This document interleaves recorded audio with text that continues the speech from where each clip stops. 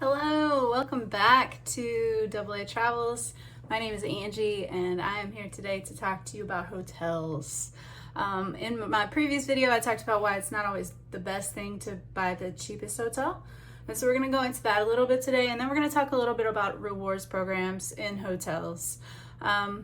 So first, I know I've booked the cheapest hotel many times.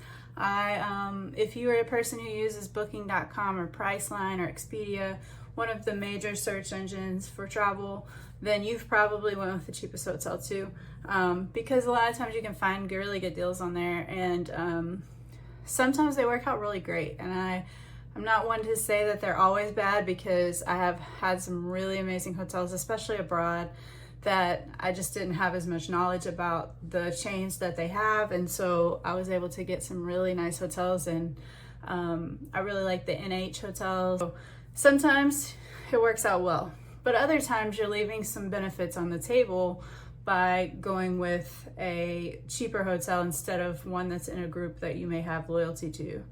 So I'm going to kind of weave these topics together because I want to talk about the 4 major hotel brands in the United States. We have Marriott, we have Hilton, we have IHG, and we have Hyatt. So these 4 are pretty much, they make up a lot of hotels. There are some others. I'm not including Wyndham.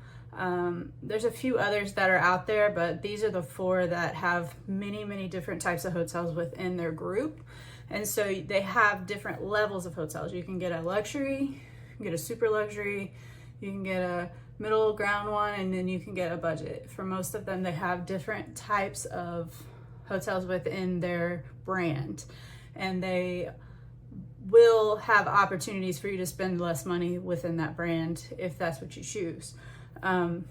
So within those programs, though, they have loyalty programs. You sign up, it's free.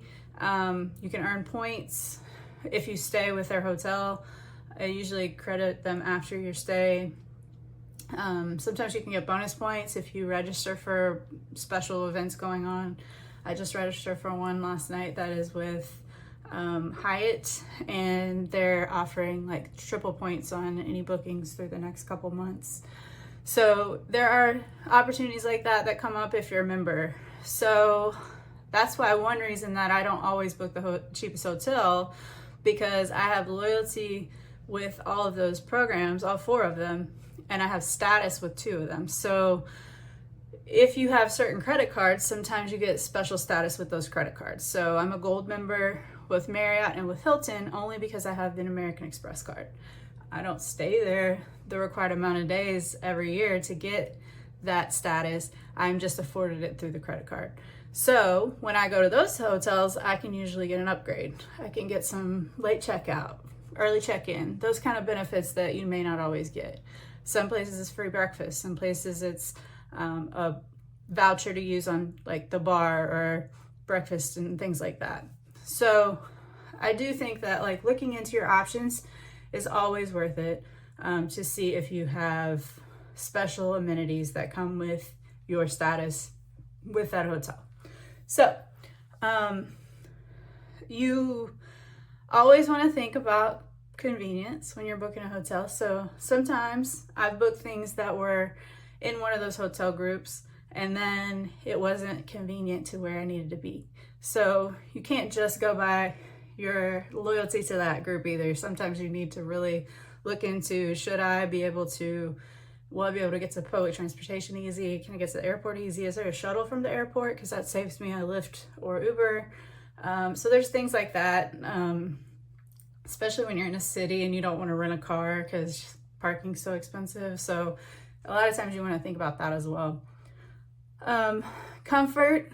Once you've been to these hotels and you've been to the different levels, you realize like which ones you're more comfortable with, which ones the beds are comfortable, the amenities you want. Do they have a pool? Do they have a fitness center? If you're going on a family vacation, kids love to have a pool in the hotels. So, you may think, I need to make sure that I get a hotel with a pool. I like to have a fitness center, even though a lot of times when I'm on vacation, I end up not working out, but I want to think that I could, I want to have that opportunity. Some hotels have pillow menus. The older you get, the more you're creak a little bit, your bones creak, and your lumbar is really important when you're sleeping. So sometimes I really like to have the opportunity to get a different pillow. And then a lot of times free breakfast is included, and in most hotels now that's at least $17-18. So you're saving that amount that you would spend if you decided to eat in the hotel or out. Even most places that's about what you're going to pay. So I really think that the cheapest hotel is not always the option, but a lot of times it is if it's within your group especially. So I stayed at a Spark by Hilton last year, and it's in the Hilton group, but it's definitely one of the lower level ones. Has a very basic continental breakfast. The room was very simple. No amenities like pool or gym and stuff like that. But it was what I needed at the time. I didn't need a really nice room. I wasn't going to be in the room much. So you really have to look at like, what are you going to be using the hotel for? Is it just to sleep? Or are you wanting to have the ability to work out, eat your breakfast, eat your lunch, have a bar at night? Like, what are those things that you really care about? And then book your hotel based on your needs, not necessarily just the price. So I do want to talk just a little bit about these 4 loyalty programs. Marriott is one of my favorite hotel chains. I enjoy staying at Marriott's. I like the Renaissance. I like the original Marriott. And there's a few different brands within them. They even have the higher brands if you really want to stay in something that's really expensive.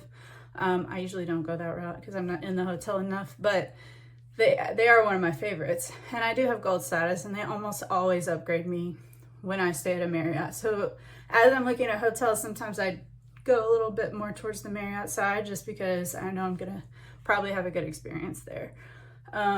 Hilton, I haven't had as good of an experience, even though I am a gold member there. Sometimes they don't upgrade me. They don't give me as many amenities as the Marriott does. But they do have a wide variety, like I said, of different types of hotels, and they're all over. So sometimes when you're traveling international, if you want something that's going to be familiar, you can get a Marriott or a Hilton usually and be able to stay in a foreign city in a hotel that you know, which sometimes brings a little comfort and security. So I'm not saying that that's a bad idea, but I think that it's good to be, if you're gonna stay at any of those hotels, make sure you sign up for their loyalty program, because it's worth it just to earn the points. They don't expire usually unless you just don't go there for years. So they don't have a lot of value. Let me go back to one more. IHG is Holiday Inn, Crown Plaza, a few different ones. They also have many within their brand, many different hotels, and they also have a loyalty program that a lot of times has a little bit better value when you're redeeming the points than Marriott and Hilton does. Hilton just devalued their points a lot, so their points aren't really worth a whole lot right now. But IHG has some places. All 3 of those programs use dynamic pricing. So based on the time of year, based on the city you're in and how popular it is, it's going to cost more to redeem points, and also to pay for the room. It's just like if you're going to Chicago or you're going to stay in a rural area in Illinois, they're not going to be the same price of hotels, right? You're going to pay more in Chicago because of the city and just everything's more expensive, and your proximity to getting everywhere is easier.